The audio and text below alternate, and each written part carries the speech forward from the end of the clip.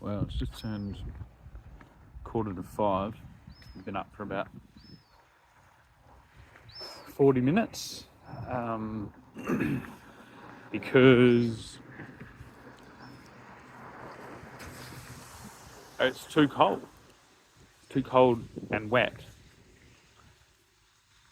to be asleep outside, which is it's not all bad because you get to see a beautiful part of the morning. And I'm not really a morning person. Never have been. I am if I need to be, and did for years, but this is just a matter of sanity.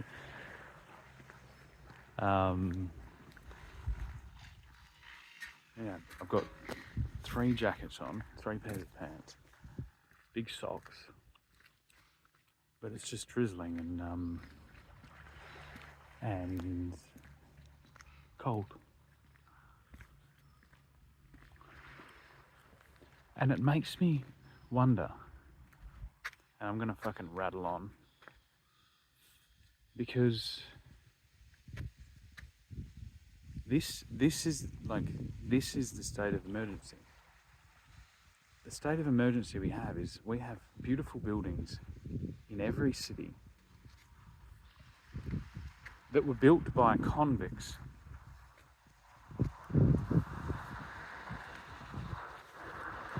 That are empty, not being used, and what no one gets, right? These convicts that built these buildings, they're around us now, like their family members are all around us. They own huge tracts of land because they were given them in exchange for their work. Their beautiful work. And it made me think,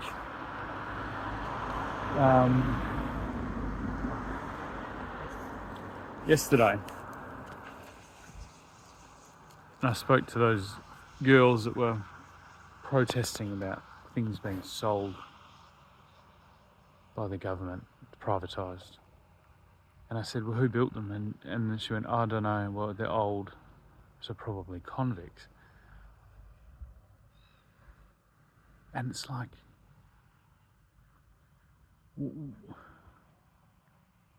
what's going on? Probably convicts. Those buildings are engineering marvels. Some of the precision work on them is ridiculous. Probably convicts. Maybe the labour is convicts, right? But let's think about this. Well, who built the buildings in Perth? Yeah, I'm guessing it still was convicts, wasn't it? But nothing from it.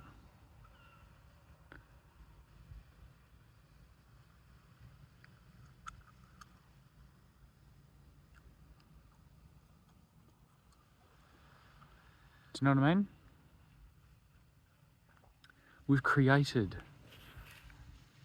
a bloated, entitled, middle class glut of individuals whose sole job and whose sole profession is to fucking whinge about the situation that they're in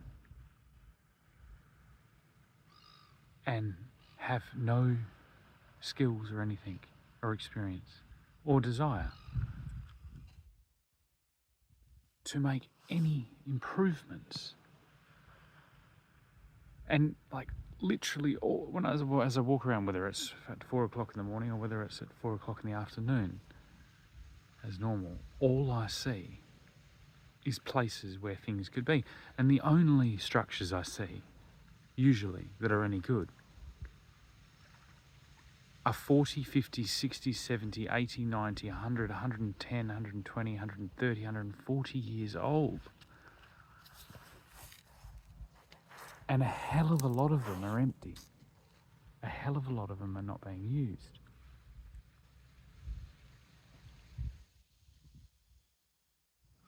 And the thing, like, people don't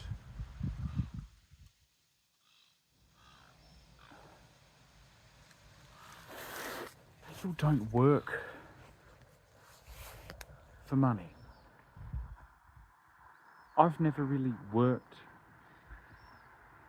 Well, I mean, I've worked for money, but that's not really the case. I've worked because everybody needs money.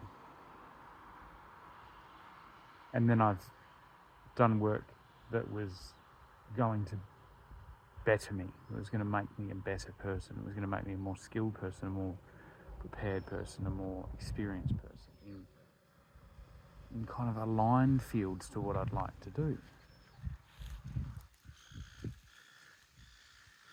And I just can't sit by and watch a political class that is blind, deaf and dumb to these issues that have always been at the height of all civilizations.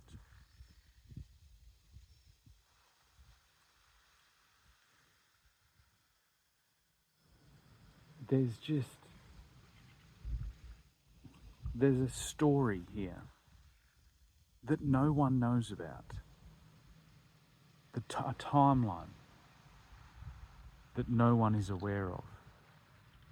There are huge assumptions being made in every corner and huge amounts of money going towards those assumptions. And I just am fucking sick of it.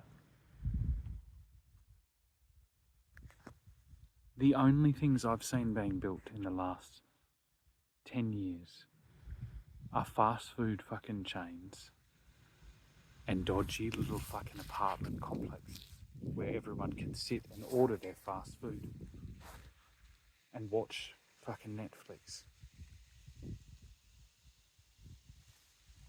The buildings in the city, in this city and in every city, it's just that here that's really obvious because they're still they look exactly the same and they have giant signs on the outside that say what they do. Oh, this is the Treasury, this is the da-da-da-da-da, this is the fucking Parliament, this is whatever. But those buildings are inhabited by imposters.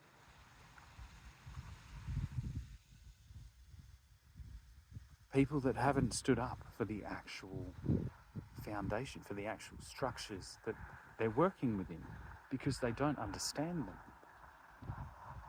They're being sold to by used car salesmen that are selling them the idea that concepts that are to be implanted into these systems, into these structures, are the same.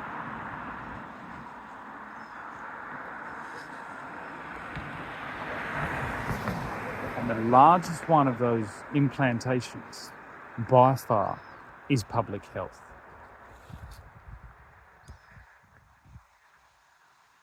And we're so far into this fucking public health phenomenon where everyone's like, every politician for the last 50 years has sold public health as one of their priorities.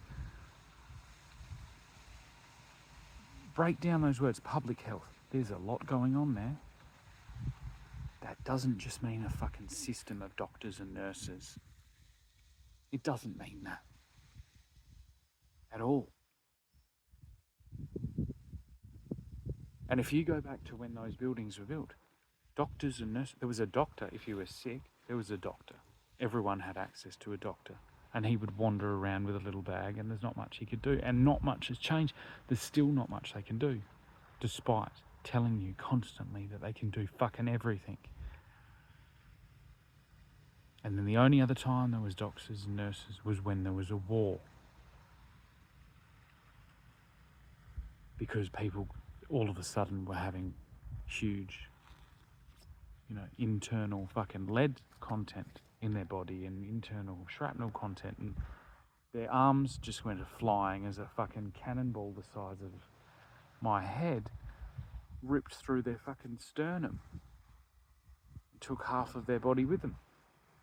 That's where those nurses and doctors come from. The idea that we have of this public health industry, the picture of it in our mind is from war, and more specifically, it's from World War I and World War II, the most horrific mechanised wars in which millions and millions of young men, the same age as my son is now, were sent off with a jacket and some boots, forced to dig fucking trenches and then shoot each other for fucking years. And this is where our entire idea of public health comes from. And I'd say that a collectively held mass hallucination is a pretty big public health issue. The fact that no one, not one politician, not one psychiatrist, not one psychologist is out there every day saying, oh, well, it appears that your entire civilization is completely stalled out due to some catastrophic event sometime in the fucking distant, but not too distant past. Because that's all I see.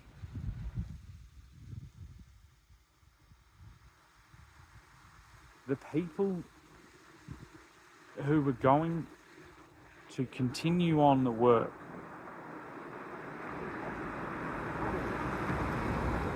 the families that were going to continue on the work were killed by those wars, devastated by those wars. The people coming back were devastated by those wars. The people that that's children never came back were devastated by those wars. Our whole society was absolutely devastated by those wars, and it ripples in everything. And what we have now are parasitic individuals that know how to rev that up just perfectly now because we've had a long time. And it's like a fucking hoon doing a wheelie on a fucking dirt bike up and down your fucking street every fucking day. Or like a big fucking black HSV laying 2 fucking strips of rubber down every fucking high class suburban fucking street every day, while you all sit in your fucking houses and argue about how many genders there are.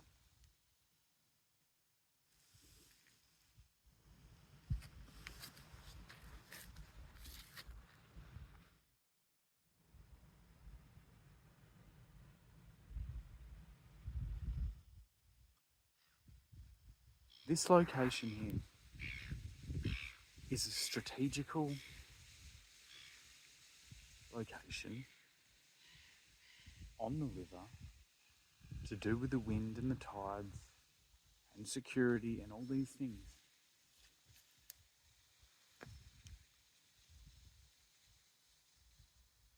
And we've got a fucking giant fucking casino there, just extracting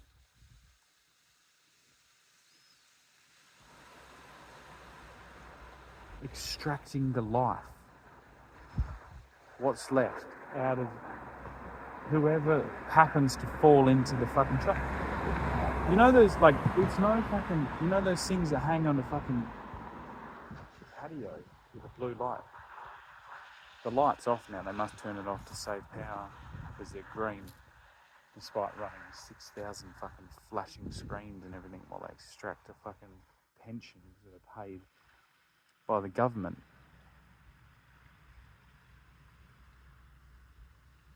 That's what that is. That's a bug trap. Bug zapper. And I'm not even kidding you. Like, the base engineering of that fucking building there compared to a bug zapper,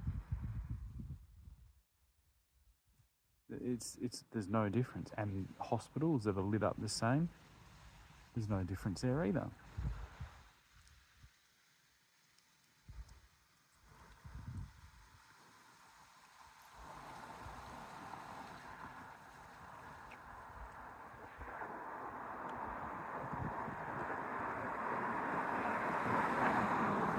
Whenever it is that this civilization realizes that the individuals charged with caring for their health are actually killing them en masse. Not really, not like some of them on purpose, but most of them not really on purpose. It's just, they're just doing what they do. Because that idea isn't very old. It's very new, but it's getting all the energy and all the resources. So when you compare that to, say, the buildings around Hobart, which if you want to have a beautiful holiday, disregard all the crazy stuff I said, because that's the same everywhere. But come to Hobart and walk around the city and open your fucking eyes for a second and realise what's been going on. Because those buildings,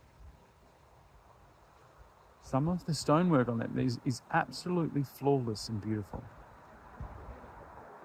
Because it was perfected down. Things got better. Like, they got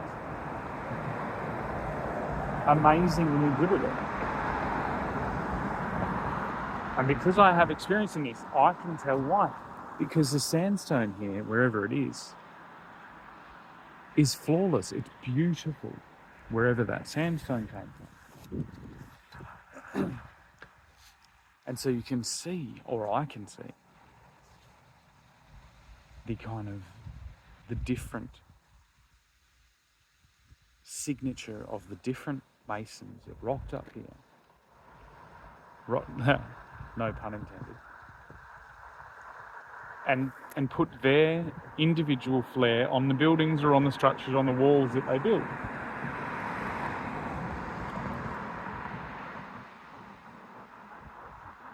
And that's what they leave.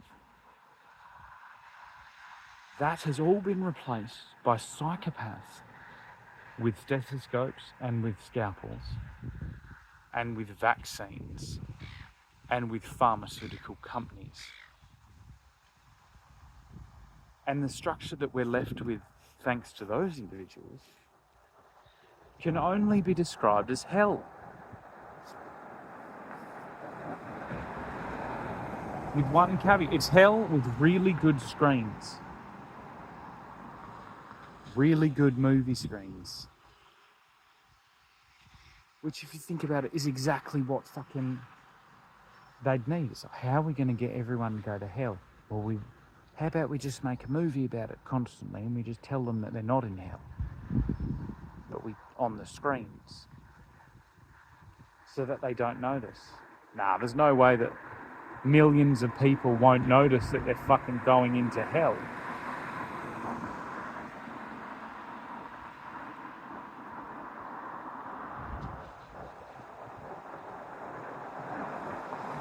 There's no way that billions of people will be fooled by screens and cheerfully, march and skip and fucking scooter their way into hell. Well, I fucking beg to differ. And so what does this leave me to do?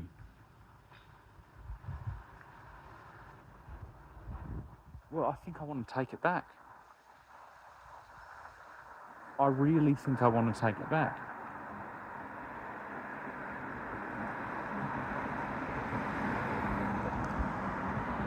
It's a real fixer-upper. It's got potential, but it needs immediate attention. And it needs an immediate severing from the beast that is strangling it. You ever see like old sailing things and old sailing artwork and things like that? There's the Leviathan, a big fucking squid wrapping around. That's what this is. It's not even like, think of the squids off the Matrix. Squid Game. Yeah, that's the Leviathan of this beast that is wrapped around every individual and in every structure, every system that was wonderfully left for us by hard-working individuals and extremely skilled and extremely passionate individuals that built all these things, did all this stuff, and then still had enough time to do things like music and play cricket, play lawn bowls, different things like this. And I think most uniquely, obviously very close to home for me because it is about me in this situation, is somebody doing what I'm doing.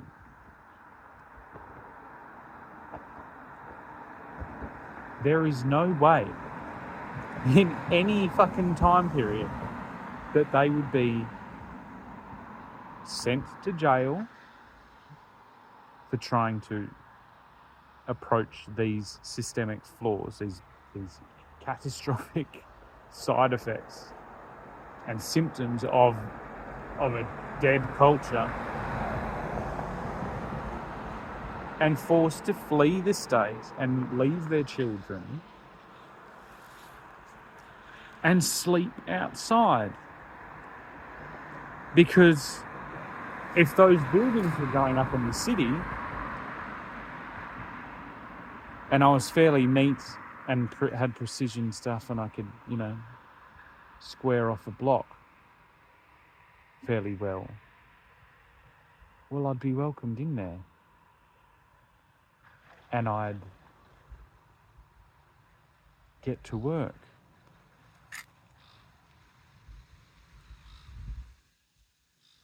And this is the danger that a concept, like the idea of like a convict, the convicts that came here, they weren't methed up. Some of them, you know what I mean? Methed up, fucking tattoo covered, FUBU wearing, I won't say like fucking Adidas wearing fucking criminals like you see now. Those individuals are symptoms of a system that has nowhere for pretty much anywhere to go, and we keep allowing people to, like Bill Gates, to say these things. There will be no AI will replace everything. No, it won't. The one thing I do like is when he says it will replace doctors. We don't need fucking doctors if we're well.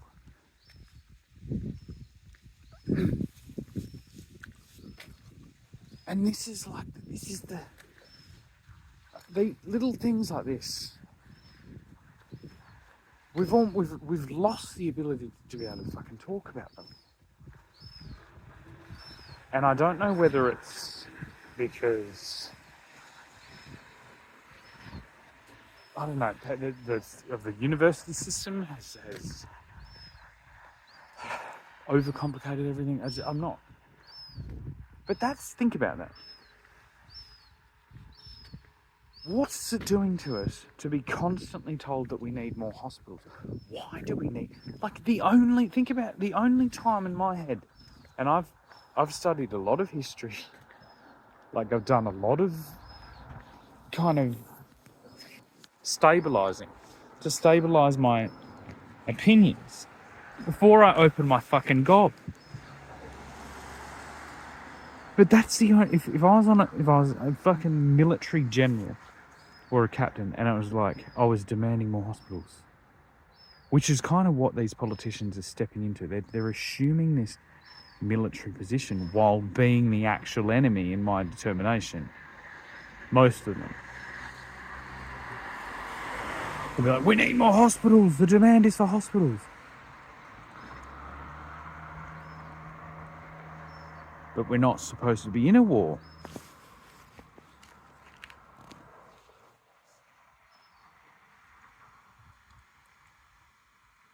We're floating in no man's land. Just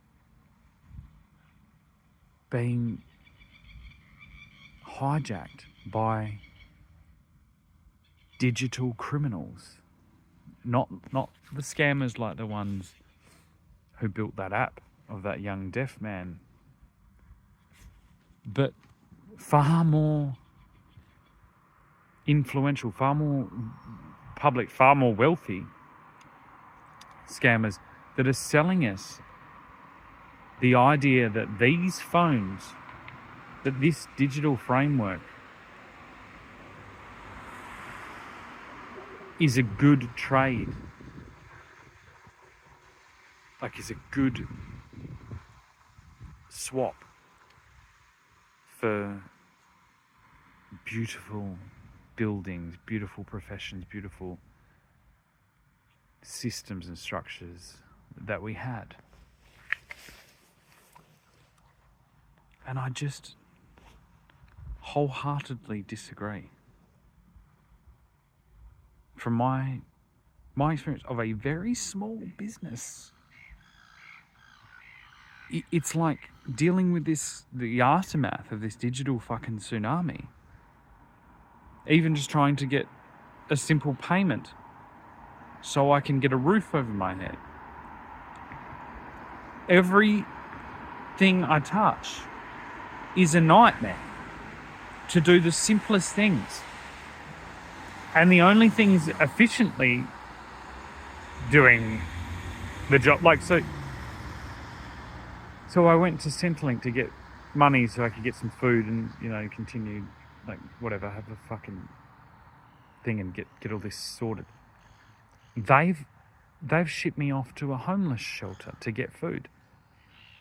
It's like, what are you doing then? And this is all within the recordings that I have. This is all just in there. They've built a corporate-esque workflow system to optimize the lifers that are lifelong on welfare. And they brag about it. They're like, oh yeah, if you haven't done this before, it takes ages. Well, what do you mean? What does that mean? Give me fucking 6 months on the dole. I'd be a millionaire. The newcomers are the only people that need it. The people that have fallen off something, or you know what I mean, they're injured themselves, or they've been in a violent situation, or they've had to escape, all these things. They don't need a fucking homeless shelter.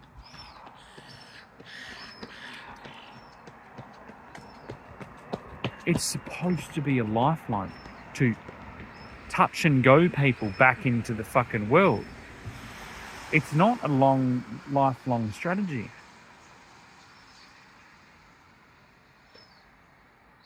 And I guess I've just touched too many points of this now to be ignorant to it. I've had it used against me too many times. I've watched my children's mother navigate this paper fucking labyrinth, as if she's been training at NASA to walk on the moon. And the same with my mother. I don't want to become proficient in dealing with our social systems. I'd like to avoid every one of our social systems because they're there for people that are fucked. Fucked isn't a technical term. They're for people that have, got an issue. They've got an illness. They've got a fucking injury. They've fallen on bad times. They've done whatever it is. I don't want to upskill my fucking level to interact with it. I'd like to interact with the physical world and continue building things that people need. And that's why I continue. When I wake up and I think about everything, there's a little few things I'm working on, but doing these, it's like, well, this is all that needs being built right now. We need common sense. We need to know what fucking story we're in before we can do anything. And this story about the war and about the vacuum of hell left in its wake is the largest thing that we need to do in order to be able to actually progress, and not even progress, just to be able to understand where we are and where we can perhaps be in the not too distant future because of that. But two, if there's ever been a more glorious example of the horrors of a real war, it would be that 80 years later, we've fallen into this fucking pit. And the vast majority of people don't even realise that we're in it.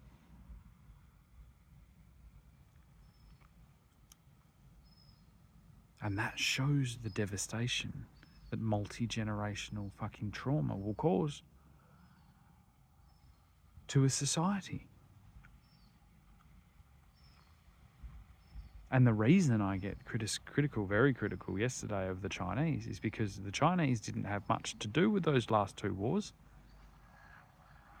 So why are you here fucking with us?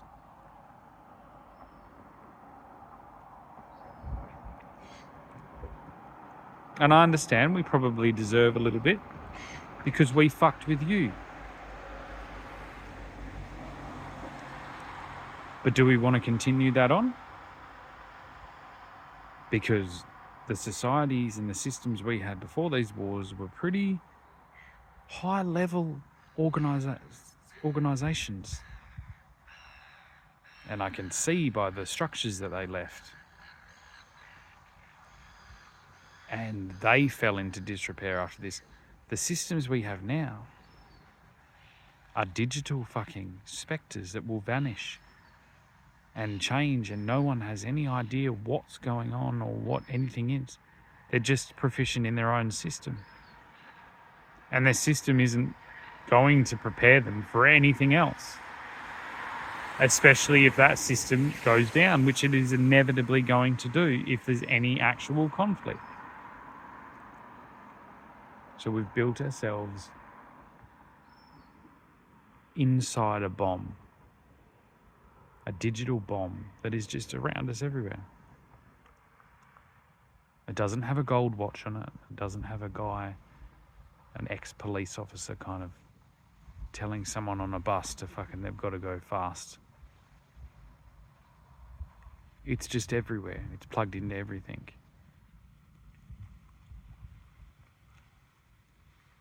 And the fear of this and the rampant frenzy that we are constantly whipped into is rattling off all the crucial pieces of infrastructure, all the crucial pieces of society that we've somehow been able to maintain, probably in mothballs, the majority of them.